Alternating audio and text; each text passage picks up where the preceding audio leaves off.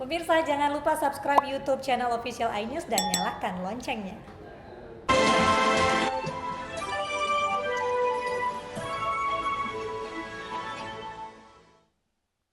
Pemirsa, banjir bandang yang melanda Kabupaten Flores Timur, Nusa Tenggara Timur menewaskan 44 orang dan 7 lainnya masih dalam pencarian. Tim evakuasi masih melaksanakan pencarian di sejumlah lokasi terparah yang dilanda banjir bandang.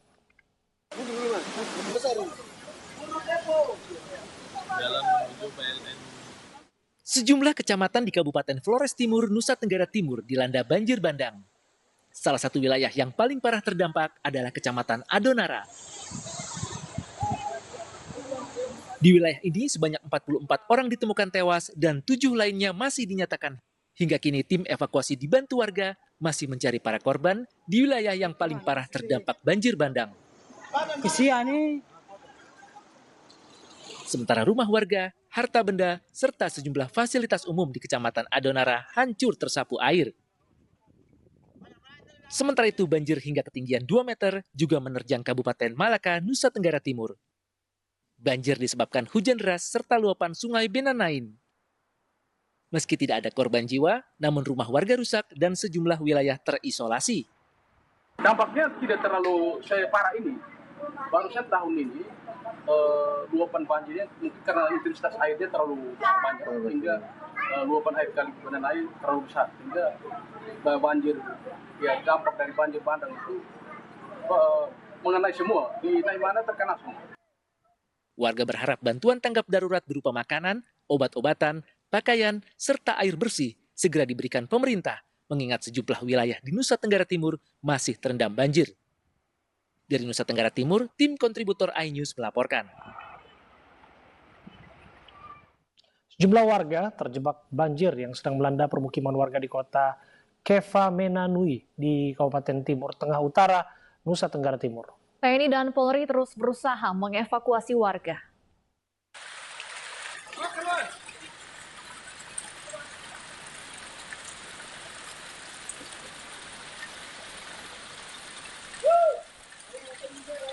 Inilah video amatir warga saat anggota TNI Kodim 1618 Timur Tengah Utara dan anggota Polres Timur Tengah Utara mengevakuasi warga yang terjebak banjir bandang akibat intensitas hujan yang tinggi sejak Sabtu hingga Minggu pagi di kota Kefeminanu, Kabupaten Timur Tengah Utara, Nusa Tenggara Timur. BPBD setempat telah memberi peringatan di lokasi rawan banjir agar berhati-hati, khususnya bagi warga yang sedang membangun rumah dekat bantaran kali. Namun peringatan ini justru diabaikan warga. Saat banjir mulai surut, korban banjir bersama warga lainnya bergotong royong membersihkan sisa lumpur.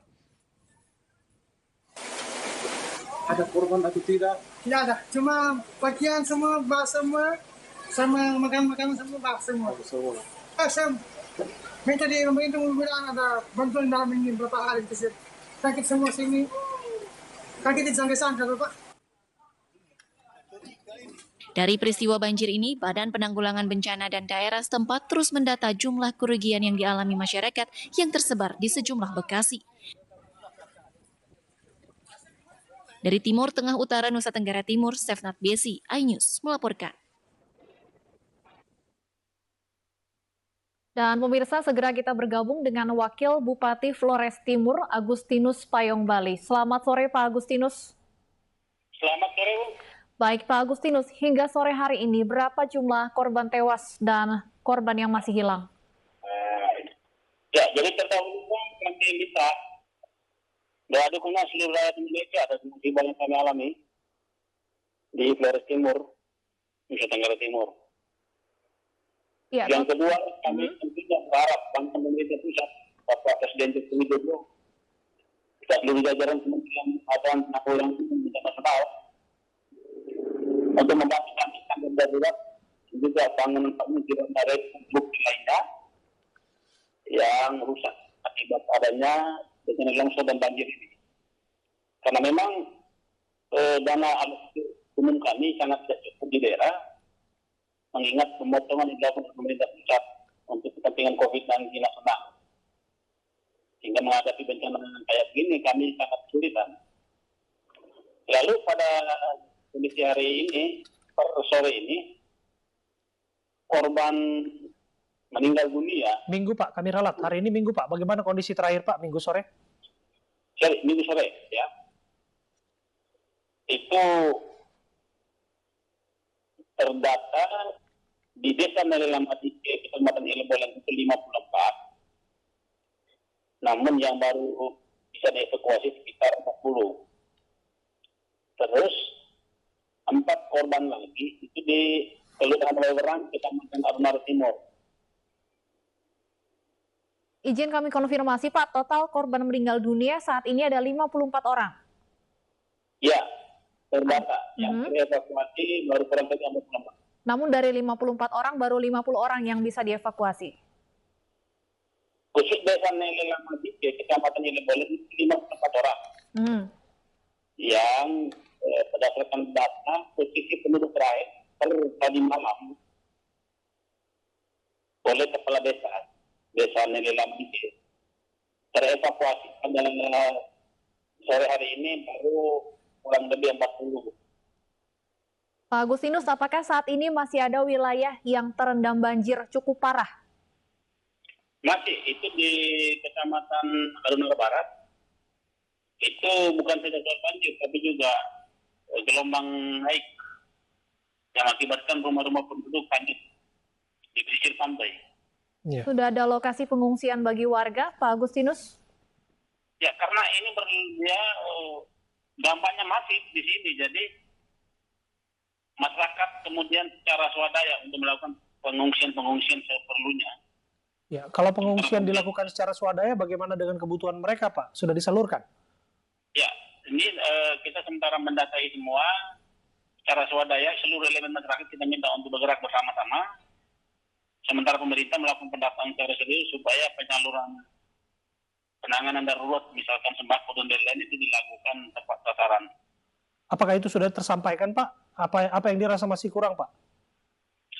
Banyak sekali. Masyarakat kita yang terdampak itu beras,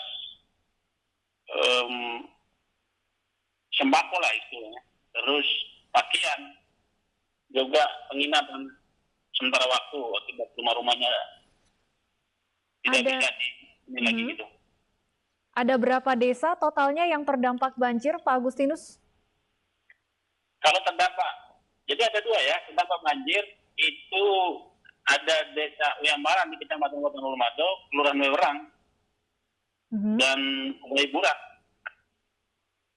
di Arunara Timur, kemudian Desa Dua Nur di Arunara Barat, kemudian Tobilota, kemudian Desa Danibau, Arunara Barat.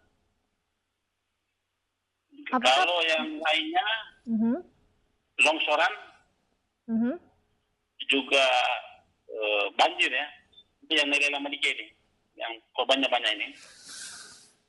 Tapi dia lebih mengarah ke longsoran. Sementara rumah-rumah hanyut di pinggir pantai akibat gelombang naik, itu hampir di seluruh pesisir Pulau Arunara, Flores Daratan, dan Solor. Baik Pak Agustinus, tentunya kami harapkan kondisi bisa segera membaik dan bantuan bisa segera disalurkan bagi warga yang membutuhkan. Ya, terima kasih. Kita ratusan. Baik, terima kasih Pak Agustinus Payangboli, Wakil Bupati Flores Timur sudah berbincang bersama kami di Ainus Sore. Pemirsa, warga panik dan berhamburan keluar rumah akibat pergeseran tanah pasca hujan deras di kawasan Lebak, Banten. Jalur menuju objek wisata Baduy juga terputus.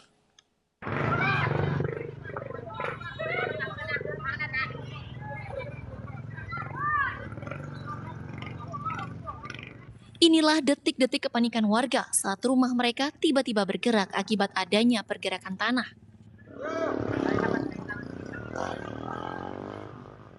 Warga yang khawatir rumah mereka ambruk dan menimpa penghuni rumah memilih mengungsi ke tempat yang lebih aman. Diduga pergeseran tanah terjadi akibat tingginya intensitas curah hujan selama beberapa hari terakhir. Iya, karena takut kena longsor. Longsor karena hujan terus berlarut-larut, hujan takut longsor itu. Sementara itu, tingginya curah hujan juga menyebabkan jalur Rangkas Bitung menuju Lewi Damar ambles sedalam lebih dari 50 cm. Kondisi ini menyebabkan jalur menuju objek wisata Baduy sempat terputus dan menimbulkan kemacetan. Petugas dari Dinas PUPR berupaya menambal jalan yang ambles agar bisa kembali dilalui kendaraan. Dari Lebak, Banten, Iskandar Nasution, iNews melaporkan. Semburan api berbau bercampur air dan pasir setinggi 1 meter di Desa Sukaperna, perbatasan Tukdana, Indramayu, Jawa Barat, terus keluar dari dalam tanah. Warga resah jika semburan dibiarkan dapat masuk ke permukiman.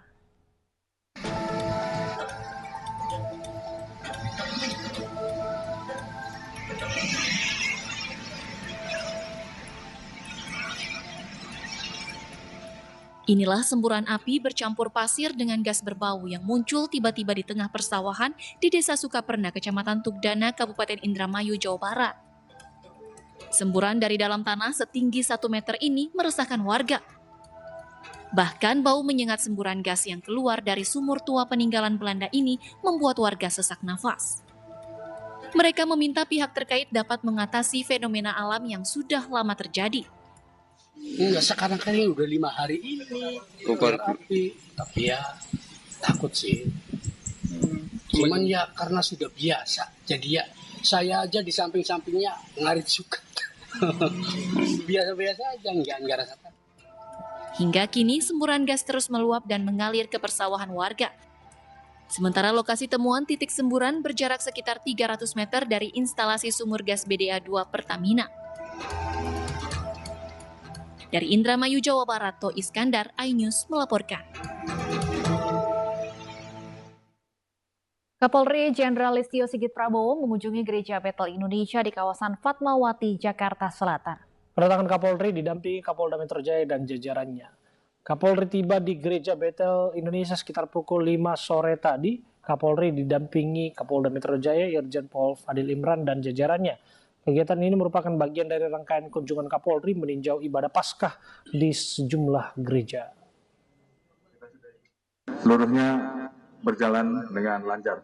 Masih ada beberapa kegiatan yang akan dilaksanakan sore hari ini, dan sekali lagi saya sampaikan kepada seluruh gereja, kepada seluruh jemaah yang ada, silakan untuk melaksanakan rencana perayaan ibadah Paskah yang telah disiapkan, dan kami TNI Polri akan selalu melaksanakan pengawalan, pengamanan sampai dengan seluruh rangkaian kegiatan berjalan dengan tuntas. Oleh karena itu tidak perlu ada kekhawatiran, dan kita harapkan seluruh rangkaian perayaan bisa berjalan dengan lancar, dengan khusyuk.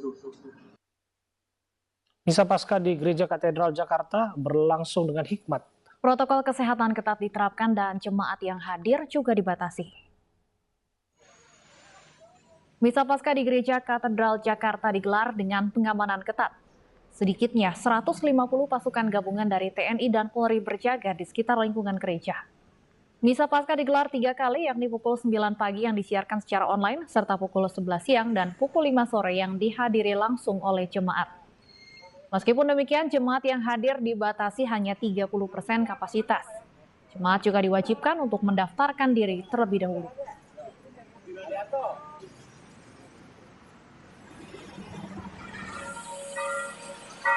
Sementara itu, perayaan Paskah di Gereja Katedral Kota Makassar, Sulawesi Selatan juga dijaga ketat oleh petugas. Aparat TNI Polri bersenjata lengkap hingga mobil Barakuda di Polda Sulsel dan mobil taktis TNI turut disiagakan di lokasi. Jemaat yang akan mengikuti ibadah juga harus melewati pemeriksaan ketat barang bawaan.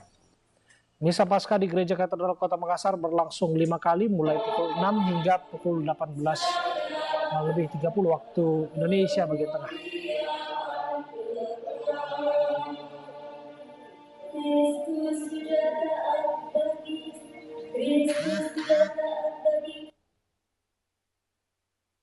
Untuk mengetahui bagaimana suasana jalannya Misa Paskah hari ini, kita akan bergabung bersama rekan Yosefin Adamaris di Gereja Katedral Jakarta dan Yoel Yusfin di Gereja Katedral Makassar, Sulawesi Selatan.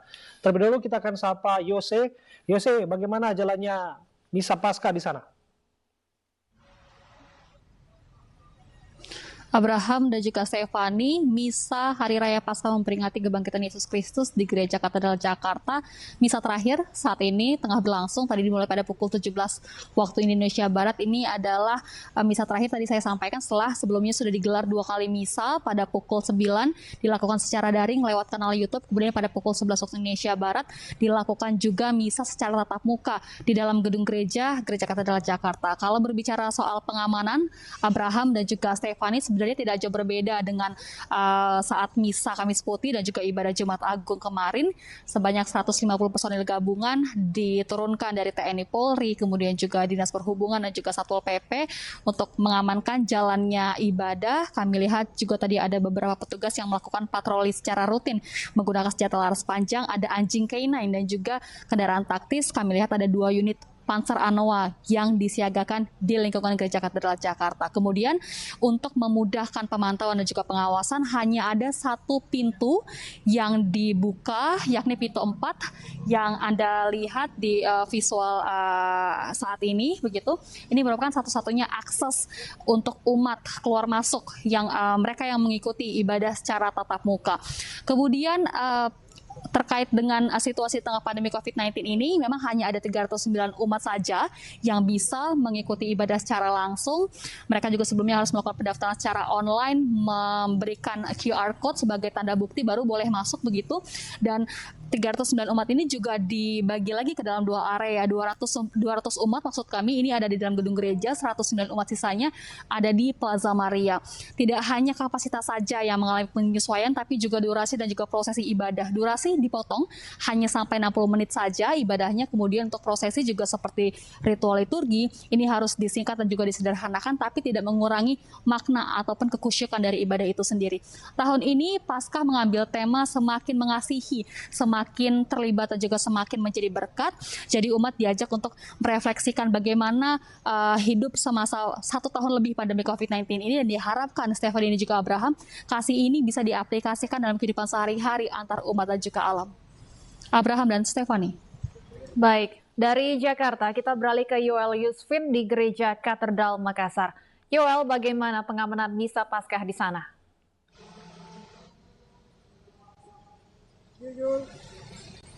Baik Stefani dan juga Abraham, ya kalau kita lihat di belakang saya ini suasana puncak perayaan Paskah,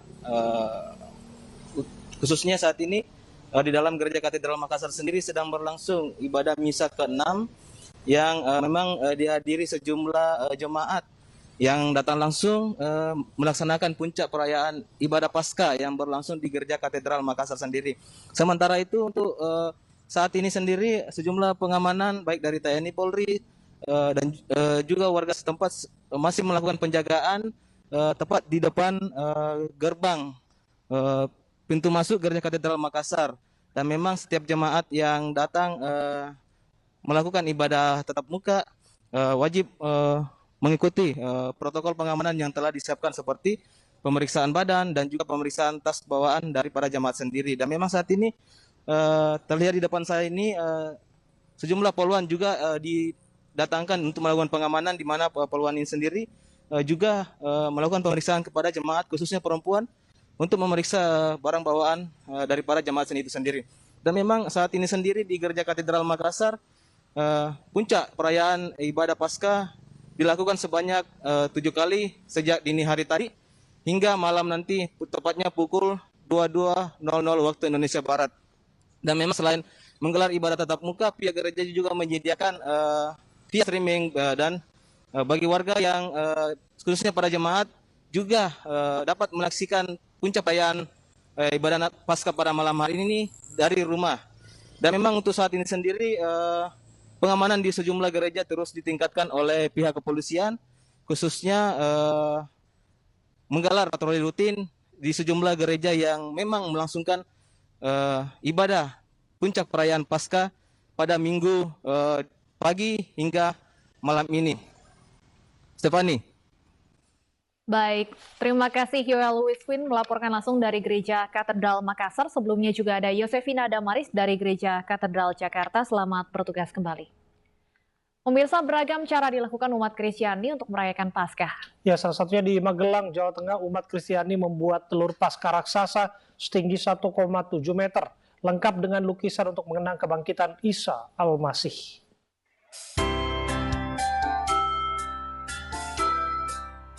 Inilah telur Paskah raksasa yang menghiasi Gereja Santo Mikael di Panca Agara, Kompleks Akademi Militer Kecamatan Mertoyudan, Magelang, Jawa Tengah.